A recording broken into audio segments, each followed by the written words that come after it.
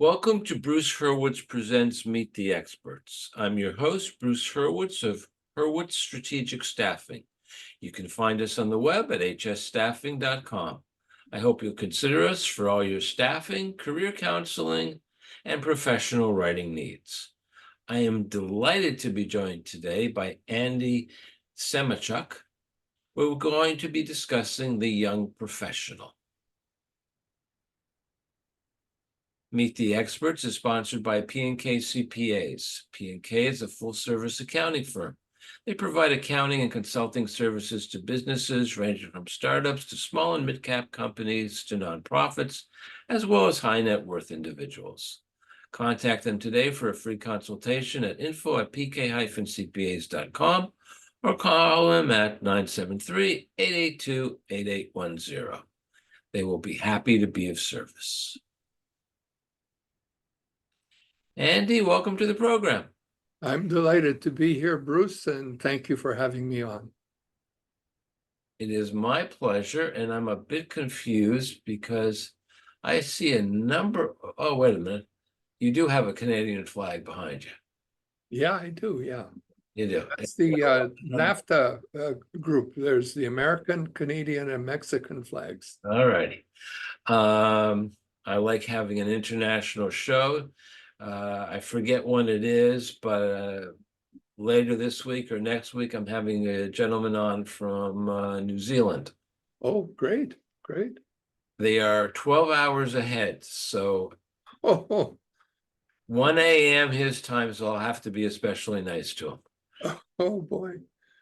Yeah, I've had that experience myself with, I guess, people from India and other places. So I once had a number of clients, and it was midnight here. I'm Eastern time. And all of a sudden I realized I was working on a client here. I think they were in New York. Client in California. So I was working today my time, yesterday my time, and someone in Singapore, which was tomorrow. Oh. So I had 3 different days that I was working for 3 different clients, and I found it very confusing. Oh, wow. Setting up an appointment is difficult, but that's not our topic. I want to thank you again for being here, and take a moment or two and introduce yourself to our clients, to our viewers. Okay. Well, I'm Andy Semotiuk, as you mentioned, and I'm a U.S. and Canadian immigration lawyer. I'm practicing out of Pace Law Firm in Toronto. I lived half of my life in Canada and the other half in the United States. Currently, I'm in Toronto. But in my youth, I studied in high school in Los Angeles. And in addition, I practiced law in various jurisdictions, including Los Angeles for 10 years, New York for 5 years, in Alberta, in Edmonton for about 10 years, something like that. And now I'm here in Toronto. And I'm the author of a book. It's called The Young Professional. Here's a copy. I think you can see it. Sure. And it's a book that I wrote because in working with young people in particular, people that by and large were going into the professions, you know, things like teachers, engineers, doctors, lawyers, whatever it might be, architects. I noticed that these people, and I had a lot of them, I've helped over 10,000 people in the course of my career with various legal questions. I noticed that there were 3 questions that primarily were facing these people or that they were dealing with. And I think this is in general true for any of us, including yourself and myself. At any one moment, we are concerned about one or more of these 3 questions, and they are money, time, and balance. Okay. And so I wrote this book about money, time, and balance. Okay, we'll get to it in 1 second. I have a program called Hire Seniors. It's to encourage employers to hire seniors. And the first thing I had to do was to define what a senior was, and I chose 55 and above. What do you consider to be a young professional? Well, I'm looking at people who are coming out of university primarily Okay, up to, and usually they have more than one degree, usually. So they have a master's level or maybe even PhD. But that's not necessarily the defining feature. The defining feature for me would be, let's say, 45 and under. okay. What about a senior, somebody who is over 45, to use your definition, for lack of a better word, who is starting a brand new career?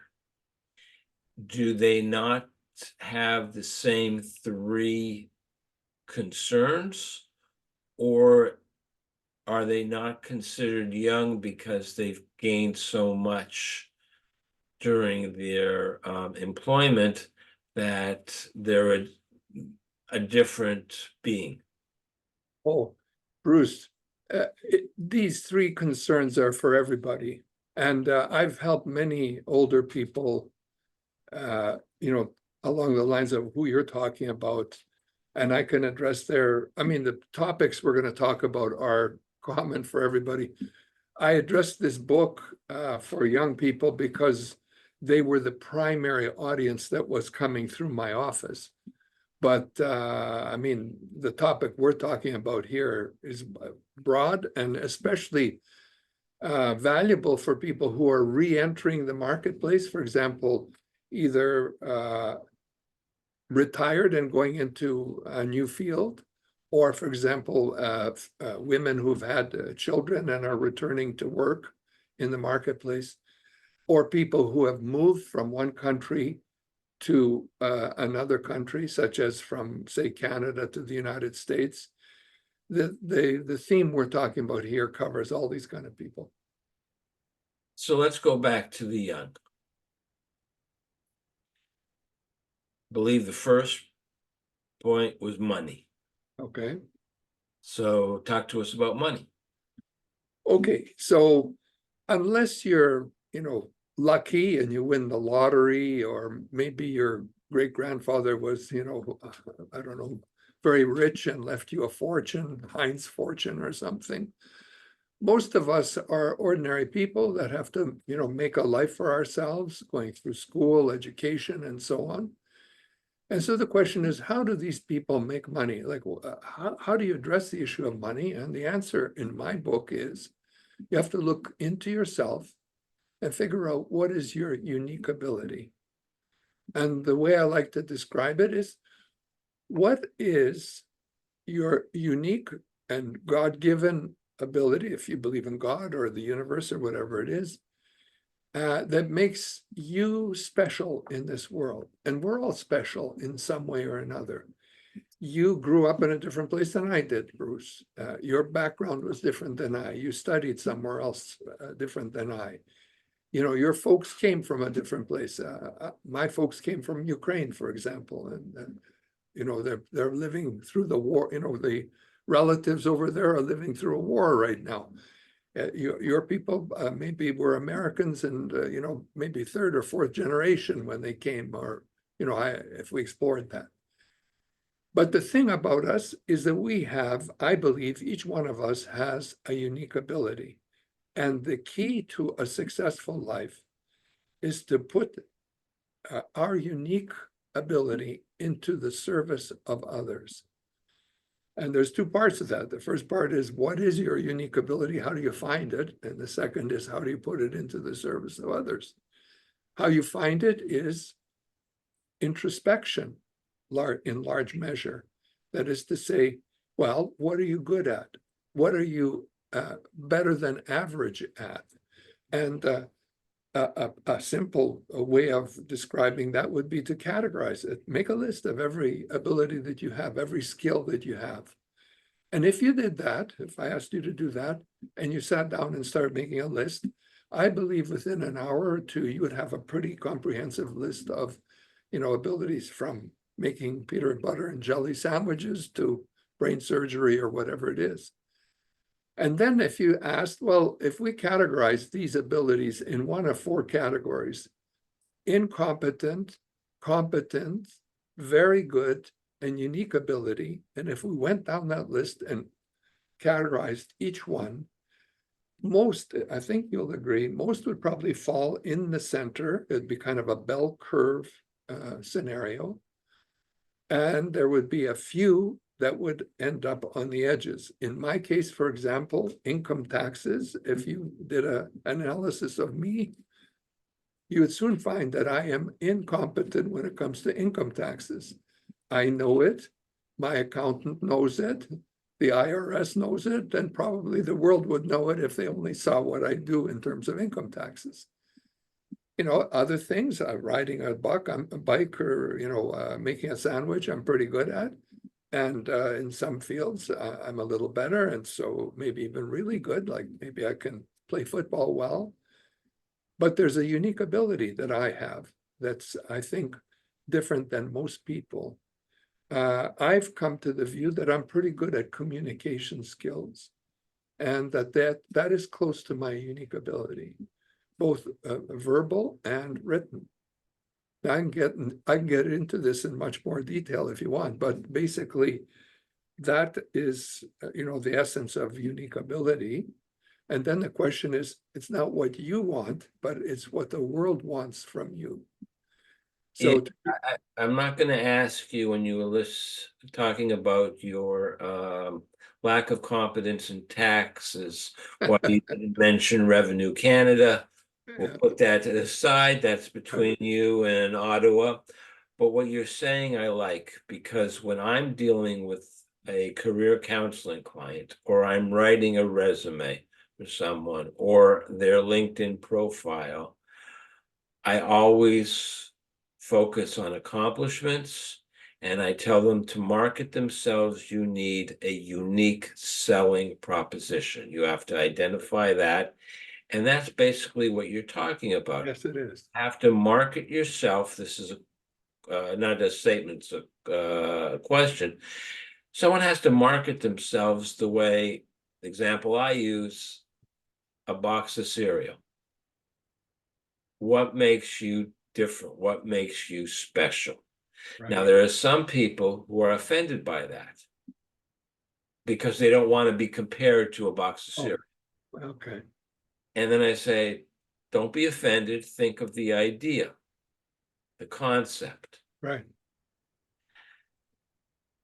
But there are so many people come and say, I'm not unique. You said you're a good communicator. I like to think that I'm a good communicator. There are millions of people on the planet who believe they're a good communicator. That's true. My way of differentiating is not, so no one thinks that there's anything wrong with this, or I'm saying there's anything wrong with it. I have 4 published books. All that means, I'm self-published books. All that means is that I could pay, well, with Amazon, you don't have to pay, but let's leave that aside, that I could pay to have a book printed. It was printed, it wasn't published. But I have 2 books that were published. I have books that, peer review articles and reviews. I have hundreds of media quotes, all of which show that someone else thinks that what I had to write or say is important. So how do you reinforce the notion that someone is good at what they claim to be good at? Well, I'll give you a personal example. First of all, for many years, I thought that my unique ability was in the area of speaking. And I belong to Toastmasters. And I think you'll see, I think just over my shoulder here, you'll see that there's a plaque up there. And that plaque is the award of the Distinguished Toastmaster that Toastmasters give to people who are at the top of the Toastmasters organization in terms of what they've accomplished. Toastmasters teaches public speaking and leadership skills. So I spent 35 years in Toastmasters, attending Toastmasters meetings once a week, every week at a club. I would attend and watch people speak and speak myself and get feedback. And over the years, I became pretty good to the point where I became a distinguished Toastmaster. But the world was not necessarily ready for me to be a speaker. There were no breakthroughs. Nobody phoned me and said, hey, come to speak to our convention, etc. So the world was signaling something else. What it was signaling was that I can write articles, and I write for Forbes now. I've been writing for Forbes for 10 years. And I've also published, it just so happens I've also published written 4 books. And this book, The Young Professional, was actually published by a publisher. So I'm in your category. So the world was saying to me, no, Andy, what we need from you right now is to have you write, because the door's open there.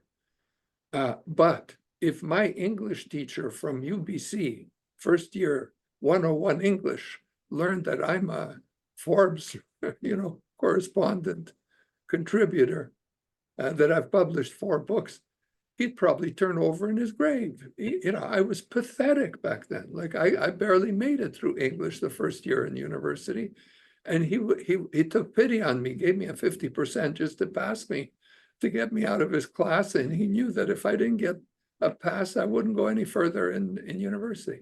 Exactly what my economics professor did. So the world teaches you what is needed from you. And now this thing that we're doing right now together, to me, is in my area of unique ability. I do it even for free. I don't get paid for doing this. Maybe you do. I'm not questioning whether you do or not.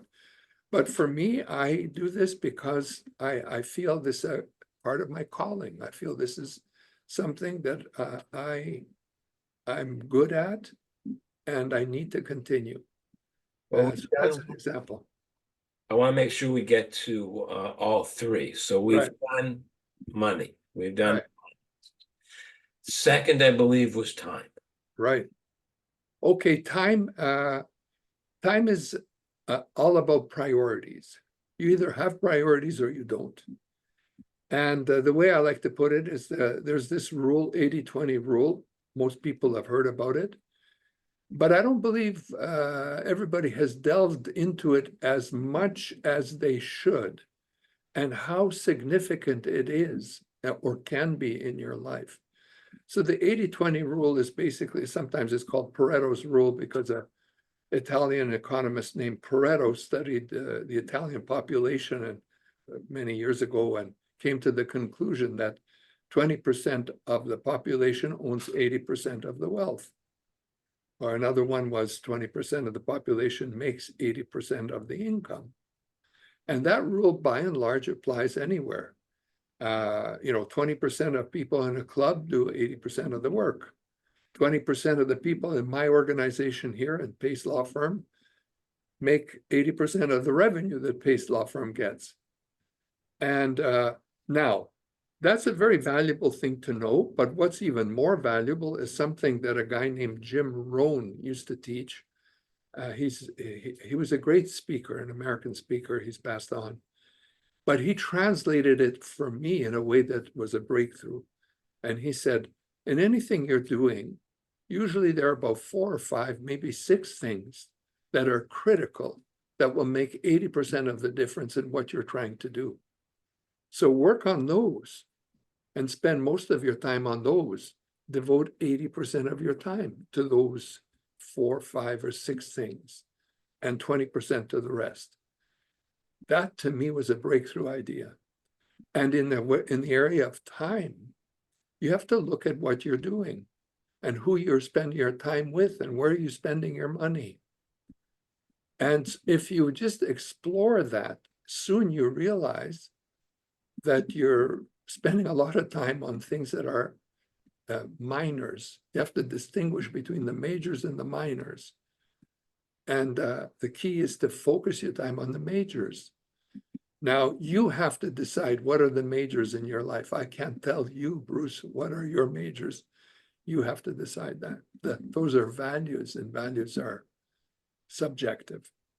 Now, you mentioned prioritization, couldn't agree with you more, but my opinion, the enemy of prioritization is procrastination. How do you help people get over their procrastination?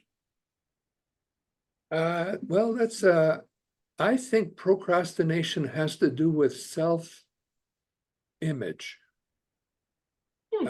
People who are unconfident or not sure of themselves, and they have to get things perfect before they start. I have many clients who come to my office and they tell me, I'm the kind of person who, when you look down the street, I want to see all the lights green before I start out. And I say to them, hold it, hold it. That's all the way down the street. The way to work this thing is, if you got a green light right now, the first one is a green light, take it. And then you'll see when you get to the second one, whether it'll be green or not. And then you can deal with the problem then. Why bother and deal with all the problems now if you can chunk them up into littler problems and deal with the little ones first and get them out of the way? The problem is some people don't want to chunk it up and deal with it. They just postpone everything until the glorious day when everything is perfect so they can go ahead. I think that's basically the answer there. Okay. Now, money, time. I'm having a senior moment. Balance. Yeah. In the area of balance, I'm going to suggest that we can either look at your car and a tire on your car. A tire would represent a person who is well balanced. A flat tire would be a person who's not well balanced. An example of someone who was not well balanced, but still was a genius, was Van Gogh. Van Gogh painted. He loved painting. He was a genius at painting. But his whole life was a catastrophe. His brother had to support him. He didn't have anything in order. He spent all day just painting. When Now, you get your ear off, it's a pretty good sign that you're not all that balanced. that's true. That's true. Now, at times you have to be unbalanced. For example, when I went through law school and I wanted to pass, the bar exams, I had to take time away from everything else and just devote myself to bar exams. So I was unbalanced. But it's okay to be unbalanced for a while. But the problem is if you're unbalanced all the time. And the way to deal with balance is, the best way I can think of, is to imagine your life as, let's say, bicycle tire, and you have these spokes coming from the hub out to the outer edge. Okay. And each one of those spokes, if you imagine, they might be like an apple pie, in chunks with spokes coming out on the triangles. Each one of those spokes might be a measure of or represent a value in your life. So, for example, a spoke might be good health through exercise. Another spoke might be nutrition. But maybe you don't want to go down that route. Maybe more important to you are things like, I don't know what, religion, being faithful to God, or being active in art, painting, or whatever it is. I cannot tell you what the spokes in your life are. You have to identify what are the important values in your life. And to illustrate this with one little thing from my own life, I had an elderly aunt that I used to stay with, Aunt Helen, who one day when I was going to make some breakfast for her, and I pulled out a cast iron pot or a pan to make bacon and eggs. And she started shouting at me, no, don't touch that, don't touch that. Why not? That's my favorite pan. That's a value. That was a moment when I was touching a value that was dear to her. So it can be pretty crazy, like a pot or a pan. But the important thing is you identify for your own life what is important to you. And they may be 5, 6, whatever. Now, they can be more general, like spiritual, emotional, intellectual, that kind of a value. Divide up or look at your life from those points of view, whatever it is. So then let's take one, diet. Now, if you take me and put it on the diet, I'm looking at a spoke, one spoke in the bicycle wheel. At the hub is 0, the outer edge is 10. And I have to measure myself from 0 to 10, how's my diet? Well, I'll tell you, it's not 10. It's somewhere less than 10. Thankfully, it's not 0. I mean, I'm eating, but let's say it's, I'm trying, so let's say it's 7. And the same might be true for exercise. How's my exercise? Well, again, I'm not at 10, but I'm at 7. And so on around, on these various values that you have. And then when you got all these points figured out, just draw a circle around all those points. And you can then ask yourself, am I a flat tire or am I a circle? And if you're a circle, you're balanced. And if you're not a circle, then you're a flat tire. You got to do something about it. One thing people come to me about all the time is they're complaining about work-life balance. And what I say to them is that there's no such thing.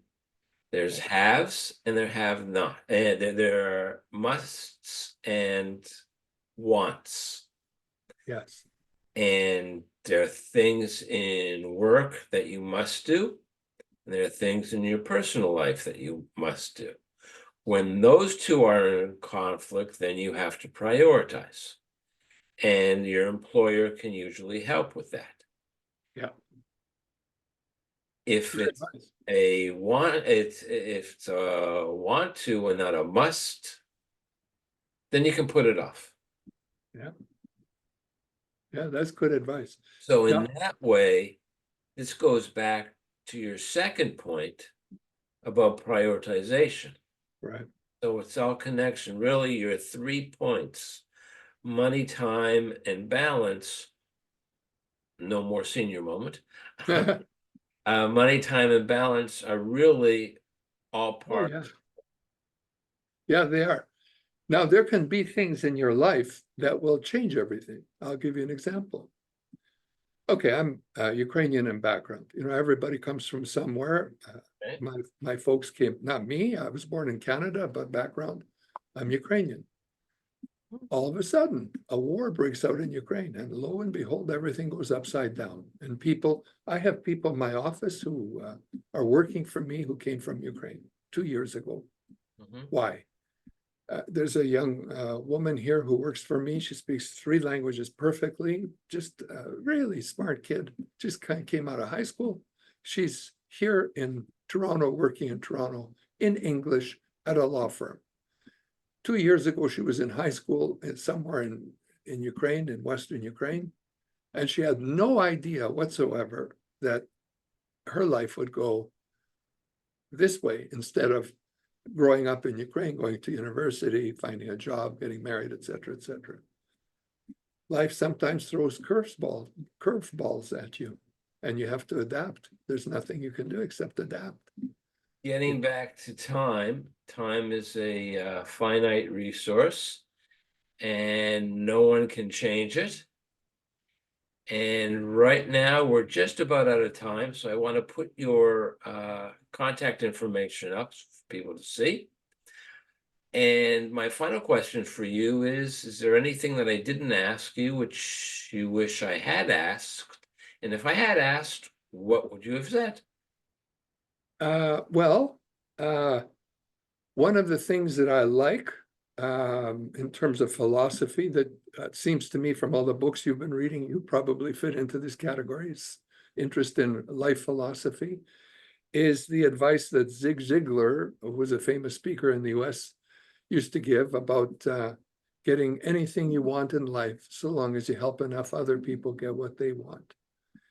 I believe that that's a good piece of advice for people to follow. There are people today who follow a different philosophy. It's give me what I want and to hell with everybody else. But I don't think that works very well. So I think that's a philosophy worth sharing and adopting in your life. First time somebody mentioned to me Zig Ziglar, I thought they were making up the name. I didn't believe for a minute. Andy, I want to thank you profusely. I have enjoyed this immensely, and I'm certain that our viewers have as well. Thanks a lot, Bruce. Great talking to you. My pleasure. I'm Bruce Hurwitz. Thank you for watching, and as always, stay focused on success.